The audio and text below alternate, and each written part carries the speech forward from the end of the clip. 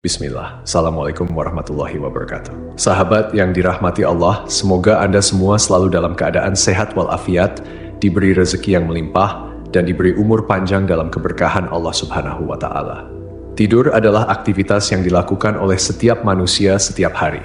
Secara fisiologis, tidur merupakan keadaan di mana manusia kehilangan kesadaran sementara.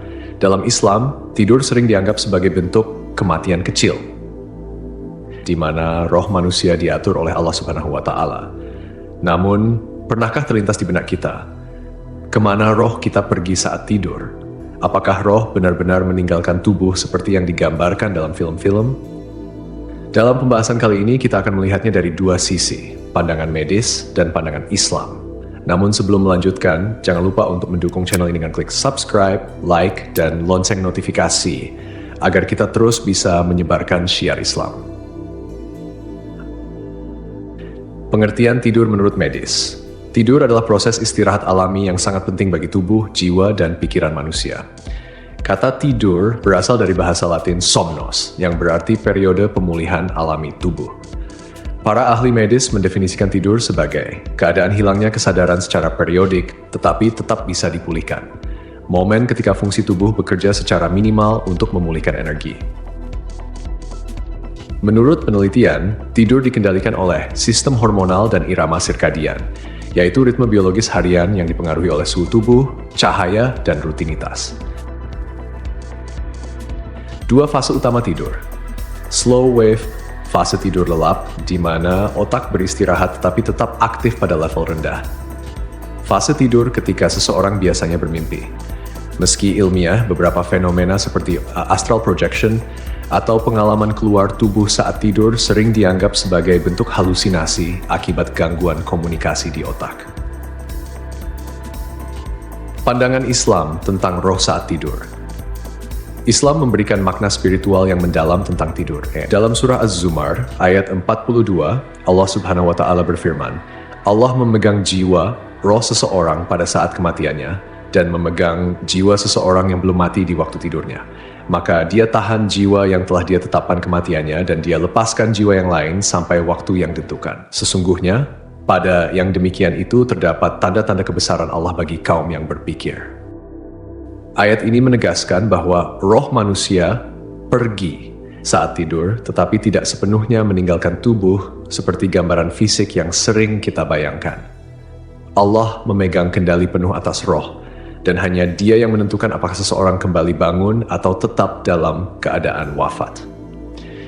Tafsir para ulama, Ibnu Katsir menjelaskan bahwa roh manusia saat tidur seperti dipinjam oleh Allah Subhanahu wa Ta'ala dan akan dikembalikan kepada tubuh ketika waktu tidurnya usai.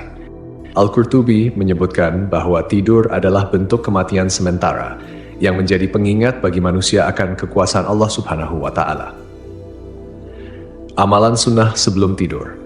Untuk menjaga keselamatan tubuh dan roh selama tidur, Rasulullah Shallallahu Alaihi Wasallam mengajarkan beberapa sunnah penting. 1. Membaca doa sebelum tidur. Rasulullah Shallallahu Alaihi Wasallam bersabda, dengan namamu ya Allah, aku hidup dan mati. Hadis riwayat Bukhari. 2. Mengibaskan tempat tidur 3 kali.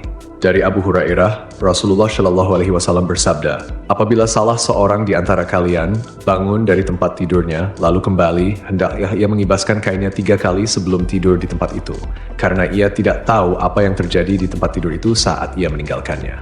Hadis riwayat Bukhari dan Muslim. 3. Tidur dalam keadaan suci. Dalam hadis lain, disebutkan bahwa roh orang yang bersuci sebelum tidur akan lebih dekat dengan arsy Allah ketika dinaikkan ke langit untuk sujud. Tidur adalah aktivitas harian yang tidak hanya berfungsi memulihkan tubuh secara fisiologis, tetapi juga memiliki dimensi spiritual yang menunjukkan kekuasaan Allah. Selama tidur, roh manusia tidak sepenuhnya terpisah dari tubuh, melainkan tetap berada dalam kendali Allah. Dalam surah Al-An'am ayat 60 hingga 61, Allah Subhanahu wa Ta'ala berfirman, dan dialah yang menidurkan kamu di malam hari, dan dia mengetahui apa yang kamu kerjakan pada siang hari. Kemudian membangunkanmu pada siang hari untuk disempurnakan umurmu yang telah ditentukan. Kemudian kepada Allah lah kamu kembali, lalu dia memberitahukan kepadamu apa yang dahulu kamu kerjakan, dan dialah yang mempunyai kekuasaan tertinggi di atas semua hambanya, dan diutusnya kepadamu malaikat-malaikat penjaga.